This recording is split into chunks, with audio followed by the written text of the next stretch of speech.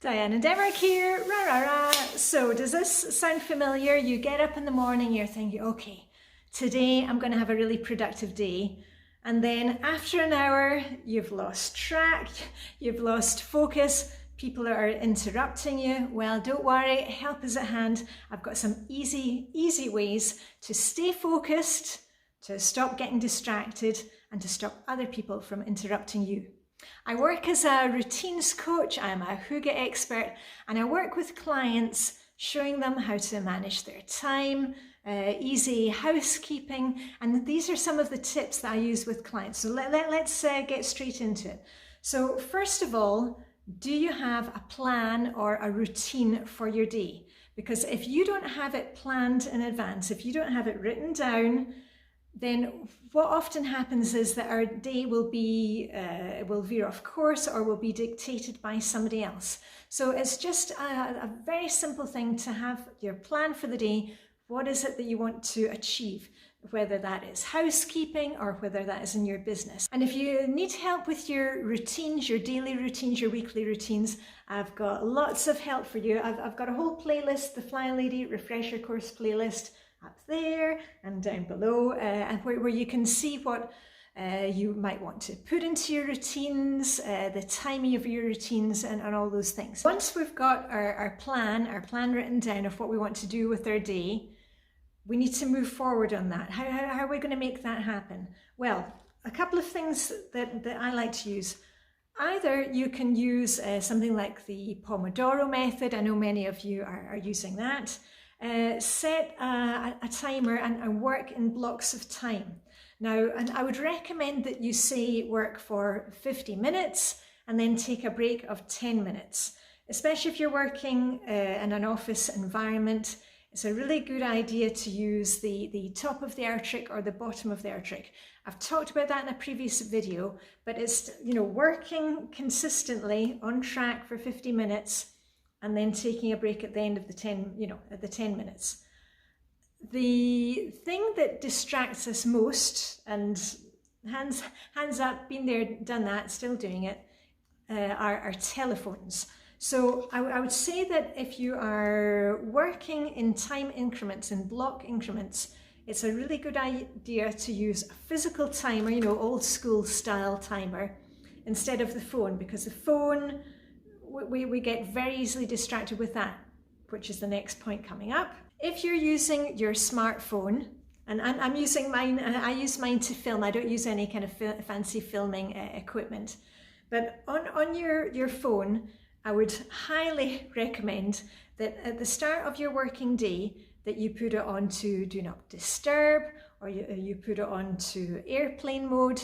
And remember, there are lots of ways that you can do that to still allow emergency calls to come in from colleagues or from family.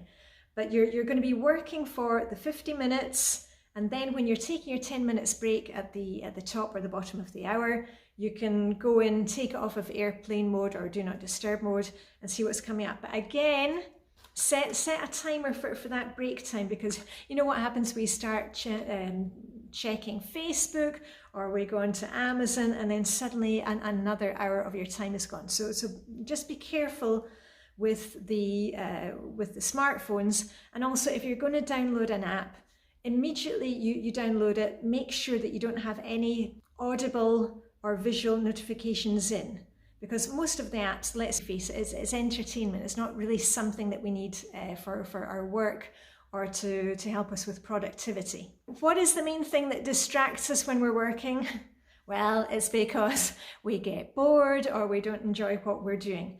And one of the easiest ways to change that is add a little bit of Danish Hygge. We really have to make things pleasant for ourselves. Now, and I know I can't make doing taxes or paying bills pleasant, but what we can do is set the timer, so we're just kind of focused on it for a set amount of time, and make the surroundings pleasant so that we actually don't feel that kind of fear bubbling up when we have to deal with it. But here in Denmark, we light our candles all year long, even in the summer.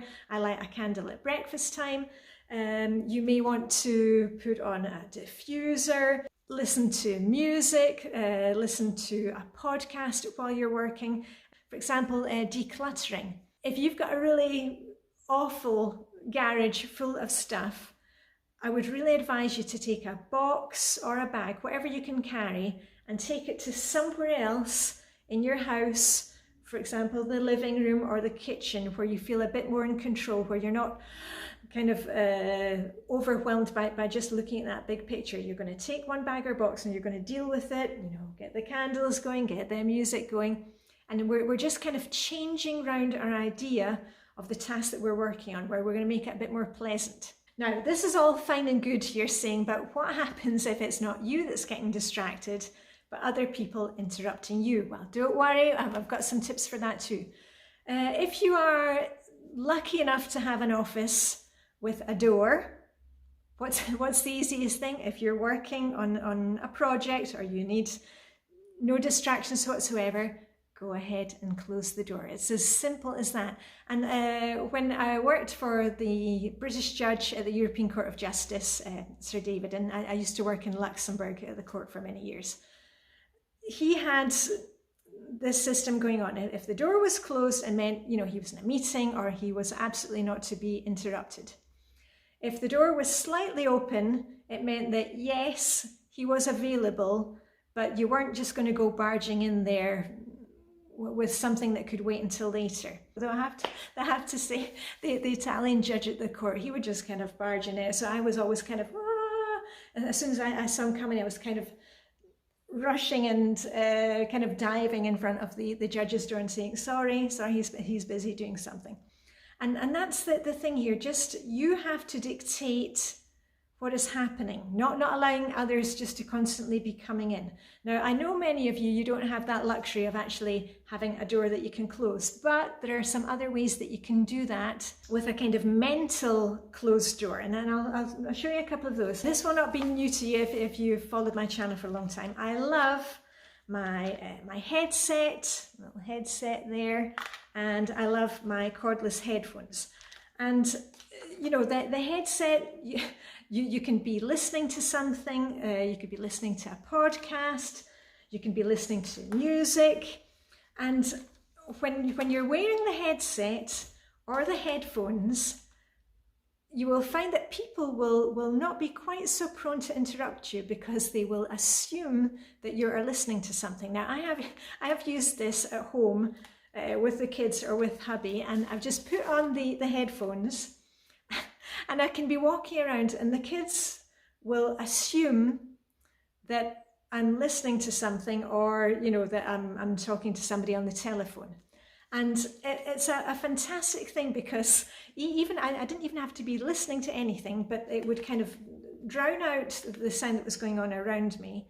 And also it would stop others from interrupting me. If the house is burning down, don't worry, the kids will tug on you enough times to let you know what's going on.